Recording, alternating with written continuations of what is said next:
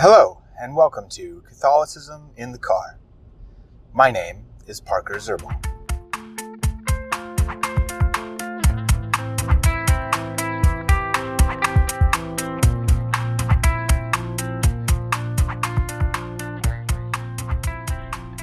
I want to talk about some of the bases for our understanding as Christians, but not just as Christians, but as people who believe in non-material realities. Okay? I do not think there is any way for a human being to live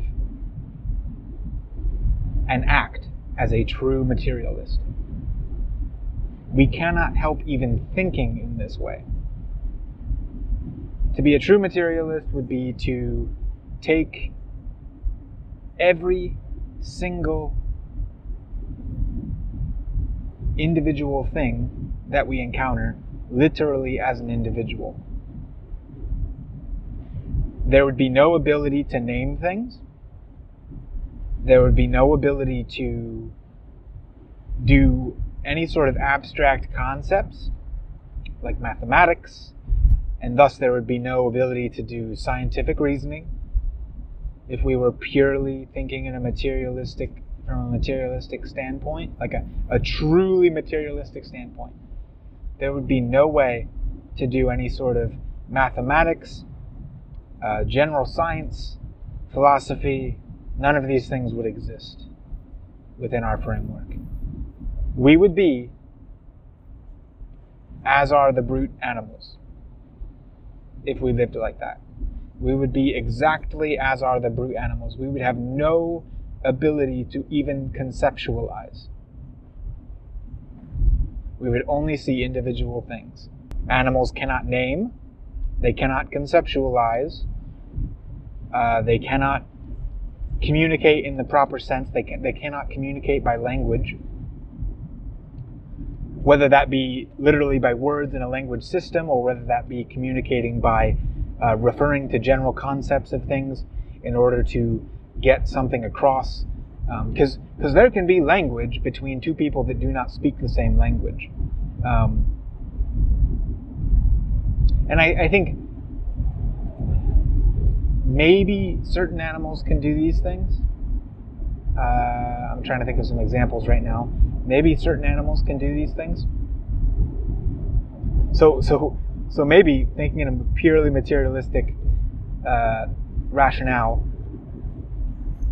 leads us to be even below below many animals, below the beasts, or at least some beasts. Okay.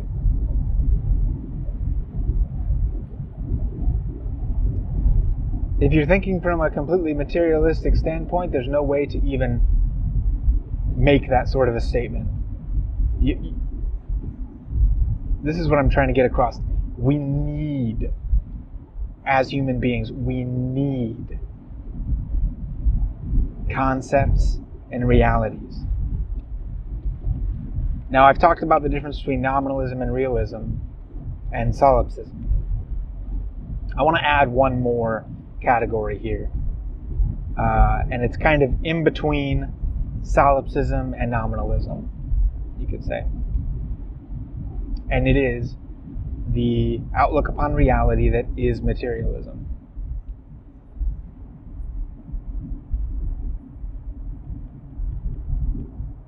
It is the outlook on reality that says that nothing exists except that which is physical.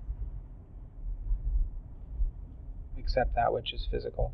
And thus there's no way to interact with anything but the physical and the purely physical. So we could make these categories. Solipsism, right, as we've gone over, is the idea that reality does not exist except by way that I can understand it in my own mind. Nothing is real except that which I know in my own mind. That's the only thing that's real. Now, I think solipsism does have a few premises that it itself cannot explain. Why does the mind exist? All these kinds of things. Solipsism presumes some sort of conceptual or non-physical reality of the mind. Okay. Materialism, I would argue, also presupposes some sort of conceptual mind, and thus, in that sense, a spiritual reality. But then it begins to look upon itself and say, I see this thing that appears to be a spiritual reality within me, but I do not believe it is. I believe it is only physical, that it is only chemicals and atoms reacting. And those chemicals and atoms create somehow the experience of the mind, of concepts, and of some sort of non-physical reality. But they kind of turn a blind eye to that fact, and they say no, it doesn't exist. It is just physical, even though in every sense it appears to be non-physical. Okay, and I would say that's a fundamental flaw within the materialistic framework, is that it is self-refuting. In order for someone to talk about things in a materialistic way, to talk about materialism, which is a concept,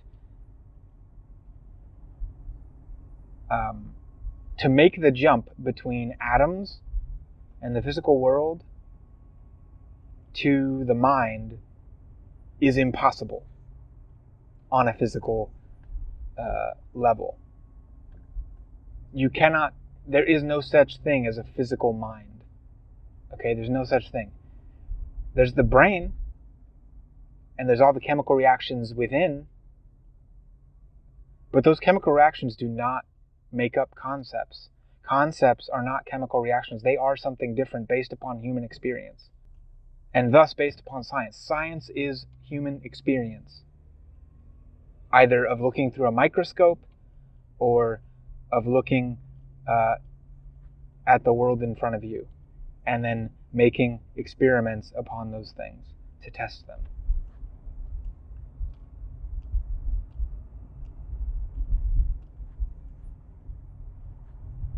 So materialism is both unscientific, I would argue, and also self-refuting, I would argue.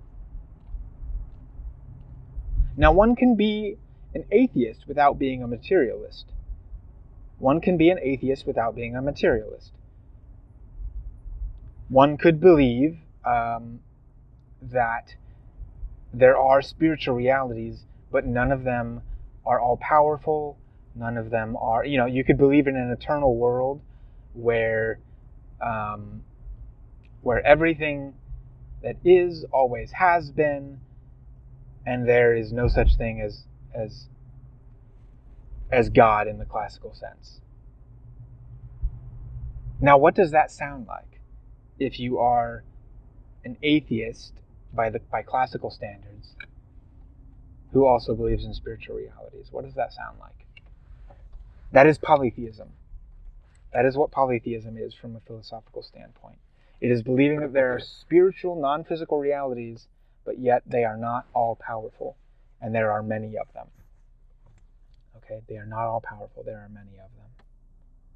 So either with materialism you get self-refuting contradictions, or you can take a type of spiritual atheism which really is just polytheism. Okay? Or you can take the theistic route, and you can take this from a realist perspective or a nominalist perspective. Now, I don't think you can take it from a solipsist perspective, and you certainly cannot take it from a purely materialistic perspective, okay? And I'm talking about classical theism here. Classical theism, thinking that God is being itself in some way, however you want to describe it, being itself, or you can also describe it as a being that is being itself in some way, like still trying to make some connection there between our being and that being with univocity, okay?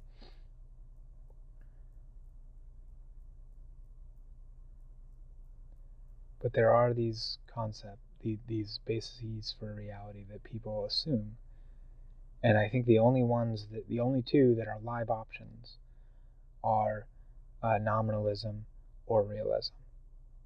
And then I want to talk more next time about those differences between nominalism and realism, and ultimately why I think realism is the actual only live option. Okay, why realism is the only live option. Thank you.